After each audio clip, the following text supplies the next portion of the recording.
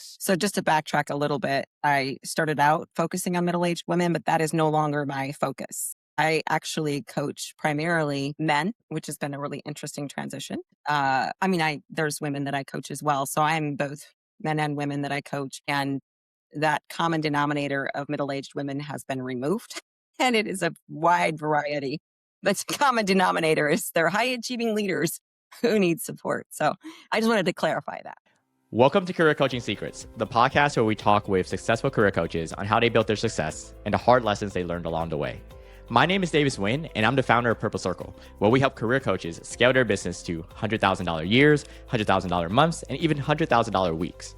Before Purple Circle, I've grown several 7- and 8-figure career coaching businesses myself, and have been a consultant at 2 career coaching businesses that are doing over $100 million each. Whether you're an established coach or building your practice for the first time, you'll discover the secrets to elevating your coaching business.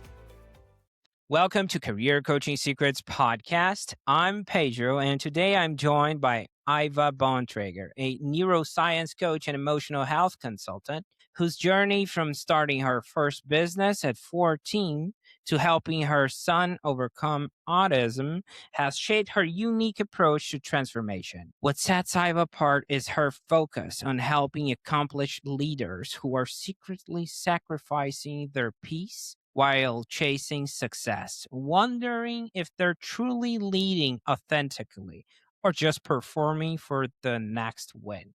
Iva combines her expertise in neuroscience with deep faith to help clients break free from the burnout cycle that traps even the most successful professionals. Her message is clear. No matter how hard it gets, you can live fully out of who you're called to be while maintaining both achievement and inner peace. Welcome to the show, Iva. Thank you. Thank you for having me. Yeah, great to have you.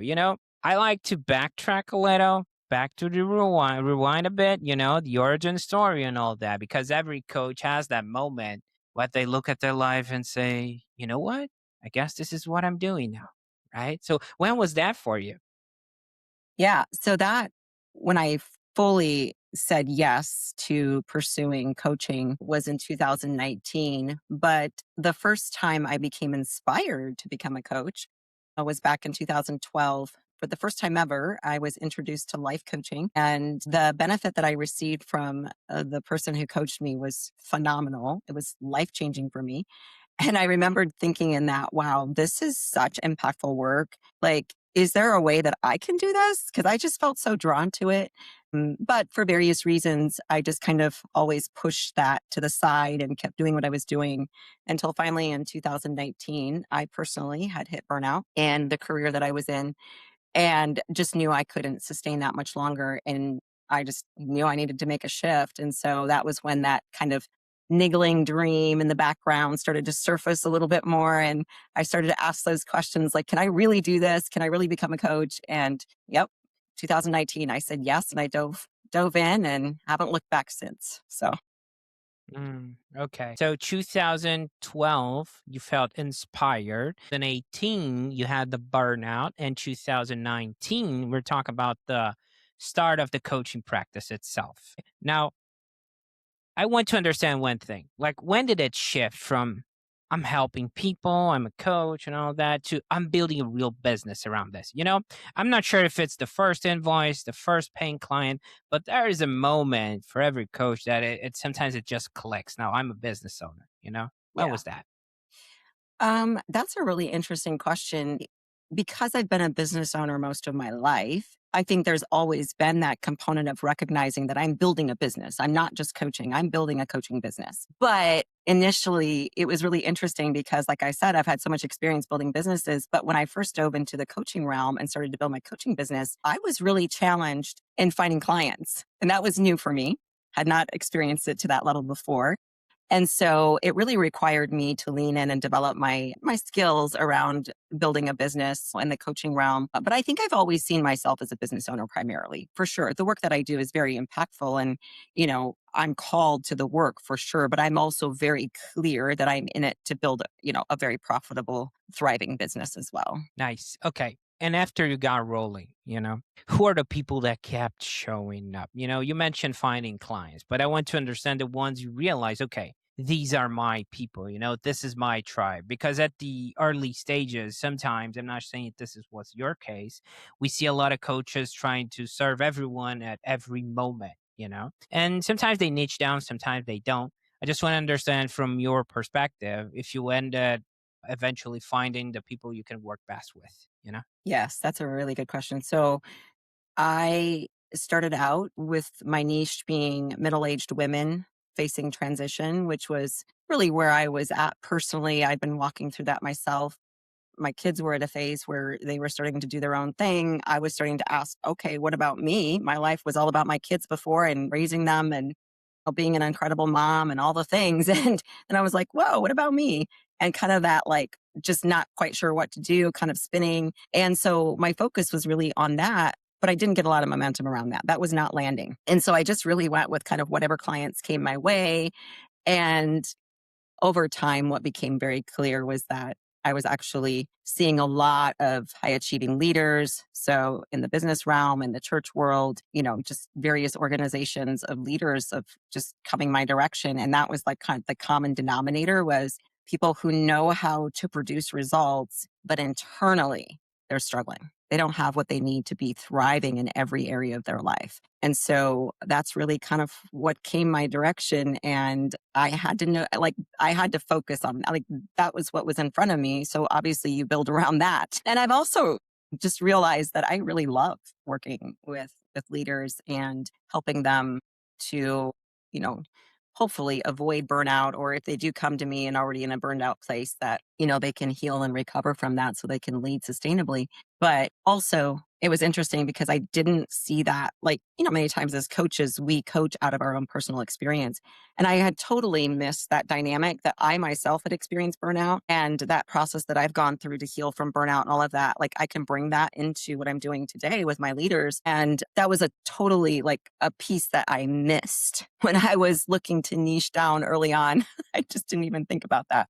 But it's so interesting. I know I've heard one of my coaches before, she always says, your vibe attracts your tribe. And it's so true. Like I've just seen that in my world to be the case. Okay. So middle-aged women facing transitions, basically. Now, how do they usually find you in the first place, marketing wise? So initially it started out just with word of mouth. I started to do some promoting on social media, which had some fruit to it for sure. But once I started to get a client base and they were seeing results, they were telling their friends. So referrals has been really the most profitable generator for me, and getting the most clients has been through referrals up to this point. Mm. Okay. Now let's pretend I'm one of those middle-aged women. Okay. I'm Pedro right now, not Pedro. Let's forget about that guy. And I was referred to you, right? And I'm like, hey, Iva seems cool. I hop on a call, whatever that looks like. We see alignment in the call, right? We connect. You can see you can serve me and I can work with you and end up becoming a client, right? So walk me through from Pedro's perspective or a client, right? How does your coaching practice works? So just to backtrack a little bit, I started out focusing on middle-aged women, but that is no longer my focus. I actually coach primarily men, which has been a really interesting transition. There's women that I coach as well. So I'm both men and women that I coach. And that common denominator of middle-aged women has been removed. And it is a wide variety.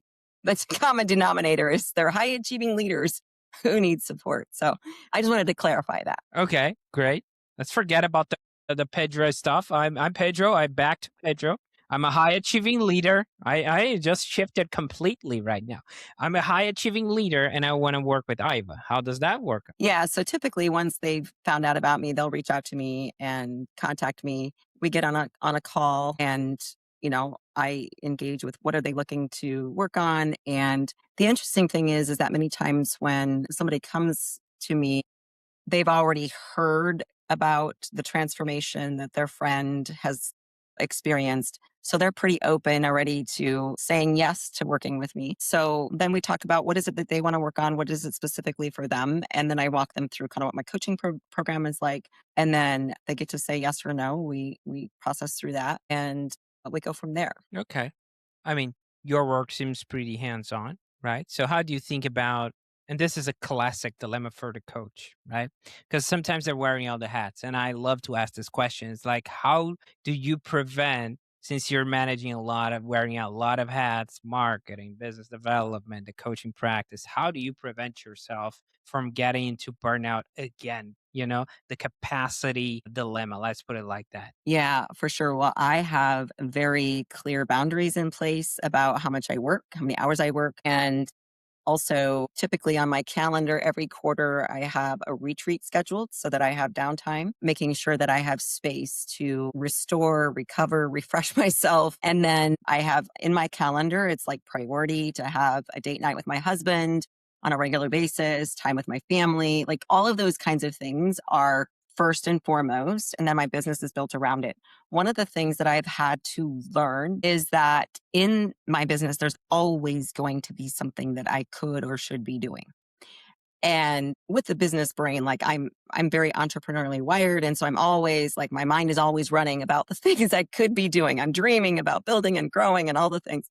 And so just being okay with when it's time to shut my laptop down, when it's time to shut my phone off, when it's time to be done for the day, that just is put to the side. I can be okay with the unfinished things. And it takes a long time to get there. Like that's been through years of training and putting those boundaries in place. I mean, I still sometimes like I'm not perfect in this because there's times where I'm like, I just want to keep working because I love to work. And because I work from home, it's really easy to have that crossover. So I'm not always, really super diligent and like I need to be. But having those things on my calendar first, like family time, a quarterly retreat, date night with my husband, like those things as priority on my calendar really helps me pace myself. And so that I don't just go back to working all the time and hit burnout again. So it's setting up the boundaries. And I get that. I work remote too. It's like, it's sometimes it feels like we never left work, right? It's like, not sure if you agree with me, but I have this feeling sometimes. And like, I'm in my lunch break and I'm cooking or something like that. I'm just getting back to it. You don't go to a restaurant. I don't go to a XYZ place, whatever. It's like you're Right. in that space, and Yes. Yeah. I get like, but I would love to tap into your experience for one thing, because I feel like it's such an important topic. It's pricing. And I'm not talking about hard numbers, right? It's more about the mindset behind it. Like in the early days, feels like pricing the coaching industry, there's a lot of self-worth tied to it. Like, am I charging enough? Am I charging too much? That type of mentality. Were there any lessons along the way that shaped how you landed where you are right now? Yes. I definitely started out underpricing myself. And one of the biggest challenges that I had to navigate was raising my prices. That was extremely hard for me to do. And so I would, yeah, definitely overcoming that.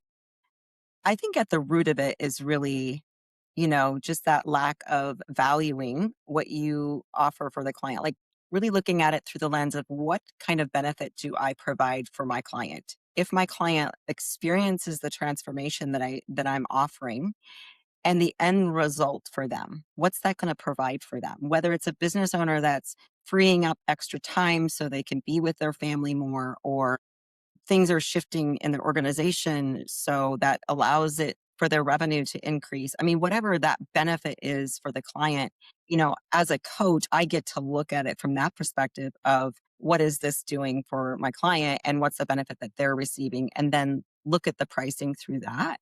And I think that's super helpful, but definitely early on, what I've learned in the neurocoaching process for me personally was that rewiring of my beliefs. First of all, that I wasn't smart enough or that I wasn't qualified enough to do what I'm doing. And when that shifts and that like you can really deliver your client a result, that helps really in the pricing process as well. It's when you stop second guessing yourself, right? Because selling it's all about confidence. And if you're not confident about dropping a number, you're going to sound weird. The energy is not going to be right. So, yeah, 100%. Sure. I get that. Now, Iva, I'm curious, right? Like, where are you taking all this? Looking ahead, where do you see the business going? Are you thinking about scaling, hiring? Is there a next step you're excited about? Yeah, my next step for sure is developing a more consistent sales process, a funnel to help bring in new clients. I know I don't have that developed like I need to yet, so that's definitely my next goal. And as far as from where I'm at currently and how I see it, I see myself always having some amount of one-on-one clients, just because I love that work so much. I love, love, love the one-on-one work. But I also know that sustainably, I can't continue just to do one-on-one and still scale like I want to financially. Long term, definitely building out the group coaching side of things. Okay. I feel like you're into neuroscience. You went through burnout. Like, I have a full-time position, which is the podcast host, and I also am a career coach, right? So when you mentioned you love what you do, and we were talking about capacity before, right? We're talking about boundaries. I feel like sometimes, I'm not sure if you're right there with me, but I feel like I get so energized doing the work. Like you mentioned, the one-on-one, it's harder for me to set up the boundary because I'm like, this is so much fun. This doesn't even seem like work, right? Do you feel like it? Because I feel that on my skin. My wife is like calling me out, like, honey, I gotta work. And she's like, you don't pretend that's like a hard thing for you. Right. She's calling me out like that. Is that Yeah. familiar for you? Oh, 100%. I have told so many people, I feel like I don't go to work. I just get to go have fun every day. And you're right. It does make it challenging because, like I said earlier, it's easy for me to just keep working, especially my office is at home. That crossover is so, you could just stay in your office, no big deal, right? But recognize that our human body has a certain level of capacity. And no matter how much you love your work, you will hit burnout if you don't put in good, healthy boundaries and have healthy patterns in place for rest. Yeah, I think I have a toxic relationship in my head. It's more like if I feel like performance is getting a hit, I get kind of mad and I stop. It's like this is not really working out. I'm not at my best, so I kind of stop. But I get what you're telling me. It's like if you're on a diet and you have some stacks of chocolate hidden, but you know where they are, right? It's so easy to tap into it, right? Yeah. It's like this is Nobody will my know. office. It's my Yes. office. It's just a two steps away from my bed, almost. It's sort of like 100. I Yes. get what you're telling me. Yes. Now, you have a unique background there considering the coaching business, right? I see a lot of coaches that it's their first business, it's the coaching, you know? But Mhm. that's not what happened to you. You already had past businesses. So I feel the need to tap into your experience for a second because Mhm. people listening can really benefit from this. Mhm. And you've been in the game long enough to hear all kinds of business advice. Some good, some are terrible. So, what's one piece of business advice you hear all the time that you think that's overrated or misunderstood? Well, unfortunately, in our world today, there's a lot of business advice. You go on social media and you can get bombarded with so much business advice. And I think actually that's the challenge right there. We've got so many different paths we could go, so many experts saying, do it my way. This way works. If you just do this thing, this is what's going to get you, more clients, whatever it is that you're looking for. And so I think my best advice I can give is stay focused. Don't get distracted by all the noise, all the marketers trying to sell you their product, their program that's going to get you to be profitable or have more clients, whatever that is. And just really stay narrowed in on what is working, identify what's working, and build on that. I mean, obviously, as you go, there's tweaks and there's things you can learn and grow in, but you got to be really narrow focused. The more that you can block out the noise of all the marketers, the more successful you're going to be. Now, I understand there's wisdom in learning and growing. If there's an area that you really are weak in and you need more expertise in, then go find a solution for that, but stick to it. Don't get sidetracked by all of the things that are coming at you all the time. So much noise, right?